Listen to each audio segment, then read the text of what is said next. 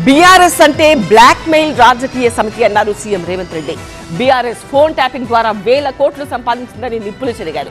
కేసుల నుంచి తప్పించుకోవడానికి బీఆర్ఎస్ కు బీజేపీ సహకరిస్తోందని, కేసీఆర్ ఫ్యామిలీని కంచె వేసి కాపాడుతున్నారని కిషన్ రెడ్డిపై ఆరోపణలు చేశారు.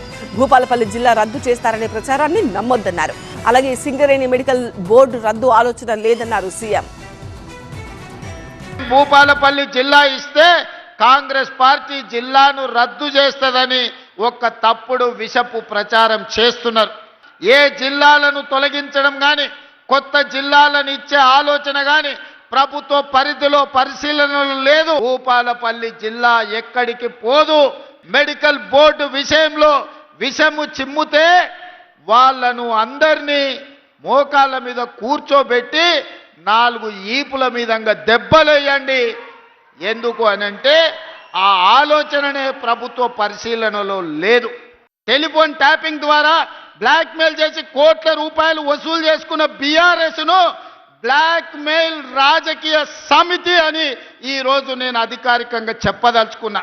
ఇవాళ బీఆర్ఎస్ అకౌంట్లో 1500 కోట్ల రూపాయలు ఎలక్టోరల్ బాండ్స్ ఎవని అబ్బ సొమ్మని నేను అడుగుతున్నా. చేసిన పాపాలు ఊరికే పోవు.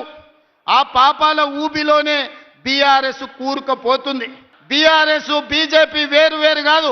బొమ్మ బొరుసు లాంటి వాళ్ళు, బిల్లా రంగా లాంటి వాళ్ళు, సోనియా గాంధీ గారిని, రాహుల్ గాంధీ గారిని, మీ మోడీ గారు, మీరు ఈడీ సిబిఐలతో వేధించవచ్చు. కానీ మీ చీకటి మిత్రుడు, మీ ఫెవికల్ బంధం, మీ బీఆర్ఎస్ నాయకులను మాత్రం కేసీఆర్, హరీష్, కేటీఆర్ను, ఈ శుక్రాచార్యుణ్ణి, మారీచుని, సుబాహుడు రాక్షసులను మాత్రం మీ మోడీ పిలువడా? ఎందుకు కంచేసి కాపాడుతున్న కిషన్ రెడ్డి అని నేను అడుగుతున్నా.